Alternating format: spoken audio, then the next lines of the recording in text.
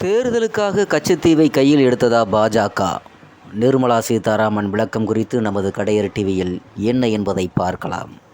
கடந்த 50-60 வருடங்களாக மத்திய அரசு மீது பழி போடுவதே திமுகவின் வாடிக்கையாக போய்விட்டது.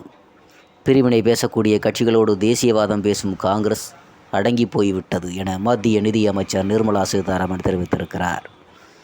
சென்னையில் செய்தியாளர்கள் சந்திப்பில் நிர்மலா சீதாராமன் அவர்கள் பேசியதாவது: கச்சத்தீவு விவகாரம் குறித்து இப்போது ஏன் பேசலாம் என கேட்கலாம். 50 வருடங்களாக உண்மைக்கு புறமான பிரச்சாரம் நடந்து வருகிறது. பொறுப்பில்லாத பேச்சு நிறைய வருகிறது. தேர்தலுக்கும் நாட்டின் பாதுகாப்புக்கும் தொடர்பான விஷயத்துக்கும் சம்பந்தமில்லை. நாட்டின் இறையாண்மைதான் மிக முக்கியம். 1977 கச்சத்தீவு தாரை வார்க்கப்பட்டது. மீனவர்களுக்கும் இதற்கும் சம்பந்தமில்லை என்கிறார் ஒருவர். அது நமது பொருளாதார மண்டலத்துக்குள் வருகிறது. 74 கச்சத்தீவை தாரை வார்த்து கொடுத்த அந்த இரண்டு பேரும் அப்போதும் கூட கூட்டணியில் தான் இருந்தார்கள். இப்போதும் கூட்டணியில் இருக்கிறார்கள். ஒரு தேசிய கட்சியாக இருந்த காங்கிரஸ் 67க்கு பிறகு இன்று வரையிலும் தமிழகத்துக்குள் ஆட்சி அமைக்க முடியாத அளவில் இருக்கிறது. மாநில கட்சியின் துணையோடு தான் செயல்படுகிறார்கள்.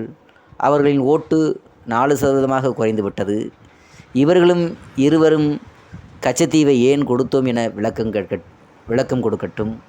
கச்சத்தீவு குறித்து நேரு எழுதிய கடிதத்தில் அது ஒரு தொல்லை, சீக்கிரத்தில் கையை விட்டு போனால் நிம்மதி என்கிறார். அந்த கடிதத்தை கூட நாங்கள் காட்டினோம். அது சிறிய கல்பாறை என இந்திரா காந்தி சொல்கிறார். அப்போது ஆட்சியில் இருந்த கருணாநிதி இதற்கு எதிர்ப்பு தெரிவிக்கவில்லையே. தேர்தல் இல்லாவிட்டாலும் சொல்லக்கூடிய விஷயம் இது. தமிழக மக்களுக்கு இது தெரிய வேண்டும். இது குறித்து 1974 வெளியுறவுத்துறை செயலர் விளக்கம் எடுத்து கூறியிருக்கிறார். தமிழர்களுக்கு விரோதமாக காங்கிரஸ் எதை செய்தாலும் திமுக அமைதியாக இருந்தது. ஜல்லிக்கட்டு என்பது ஒரு மிருகத்துக்கு கொடுக்கக்கூடிய வதை என கூறியபோது திமுக எதையும் சொல்லவில்லை. கச்சத்தீவு குறித்து 21 கடிதங்கள் ஸ்டாலின் பிரதமருக்கு எழுதியிருக்கிறார். அவர்கள் 50 வருடங்களாக சொல்லக்கூடிய பொய்யே சரி செய்யட்டும். 10 ஆண்டுகளுக்கு ஆட்சியில் இருந்த பாஜக ஏன் சரி செய்யவில்லை என்கிறீர்கள். நீதிமன்றத்தில் 2 மனுக்கள் நிலுவையில் இருக்கிறது.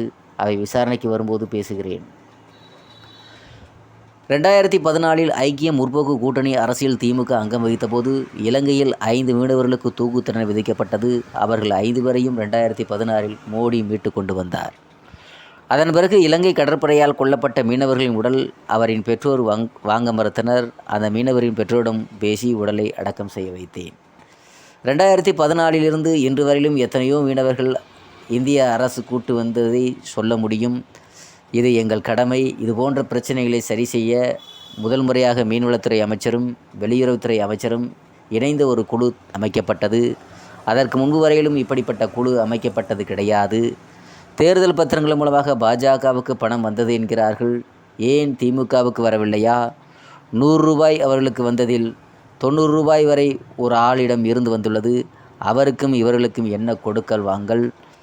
ஒவ்வொரு கட்சிக்கும் ஒவ்வொரு நிலைப்பாடு இருக்கிறது. பாஜகவில் அனைவருக்கும் தொண்டர்கள்தான். என் கட்சி எப்போது முடிவெடுக்கிறதோ அப்போதுதான் போட்டியிடுவேன். பணம் இருப்பவர்கள் இல்லாதவர்கள் என அனைவரும் இங்கு போட்டியிட வாய்ப்பு உள்ளது. PM ஆவாஸ் யோஜனா திட்டத்தின் முதல்வரின் படத்தை பெரிதாக வைக்கின்றனர். ஒரு பயமோ கூச்சமோ அல்லது கேள்வி கேட்பார்களோ என்ற நடுக்கமோ இல்லாமல் இது எங்கள் திட்டம் என போர்டு வைத்தால் நாங்கள் கேள்வி கேட்கத்தான் செய்வோம். மிக்ஜாம் புயல் வந்தபோதே 900 கோடி ரூபாயை தமிழக அரசுக்கு கொடுத்தோம். சென்னை நகரத்துக்கு வெள்ளத்தால் சேதம் வருவதால் வடிகால் வாய்க்கால் சரி செய்ய 5000 கோடி ரூபாயை கொடுத்தோம். அந்த பணத்தை சரியாக பயன்படுத்தியிருந்தால் மிக்ஜாம் புயலில் சென்னை அவதிப்பட்டிருக்குமா? அந்த நிதியில் 90% செலவழித்து விட்டோம் என்கிறார்கள். பிறகு அமைச்சருக்கு தெரியாமல் சொல்லிவிட்டார்கள் என்றார்கள். அந்த கணக்கை தமிழக மக்களுக்கு சொல்லட்டும். அதை சரியாக பயன்படுத்தியிருந்தால் சேதத்தை தடுத்திருக்க முடியும். நாங்கள் கொடுத்த பணம் எங்கே போனது?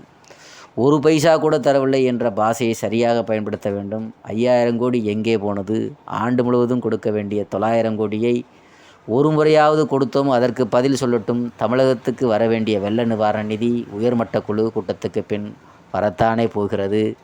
அதே நேரம் 5000 கோடி கொடுத்ததற்கு திமுகவிடம் கணக்கு கேளுங்கள். எங்கு வடிகால் கட்டுகிறார்களோ அங்கே தண்ணீர் போகிறது. இந்த கேள்வியை திமுக அரசிடம் கேட்டீர்களா? கடந்த 50-60 வருடங்களாக மத்திய அரசு மீது பழிபடுவதே திமுகவின் வாடிக்கையாக போய்விட்டது. பிரிவினை பேசக்கூடிய கட்சிகளோடு தேசியவாதம் பேசும் காங்கிரஸ் அடங்கி போய்விட்டது. அவர்கள் வருமான வரி கணக்கை சரியாக தாக்கல் செய்திருந்தால் பிரச்சனை இல்லை. ஒவ்வொரு முறையும் காங்கிரஸ் தன்னுடன் கணக்கை சரியாக தாக்கல் செய்யவில்லை. அரசியல் கட்சிகளுக்கு வரி இல்லை, ஆனால் கணக்கை தாக்கல் செய்ய வேண்டும். அதை கூட காங்கிரஸ் கட்சி செய்யவில்லை. சில 9 முறை சம்மன் கொடுத்தாலும் அமலாக்கத்துறை விசாரணைக்கு போக மாட்டார்கள். அதே நேரம் மோடியை சிபிஐ விசாரணைக்கு அழைத்தபோது அவர் குஜராத் முதல்வராக இருந்தார். அவர் எந்தவித மறுப்பையும் தெரிவிக்காமல் விசாரணைக்கு ஆஜரானார். தண்ணீர் கூட குடிக்காமல் 8 மணி நேரம் பதிலளித்தார்.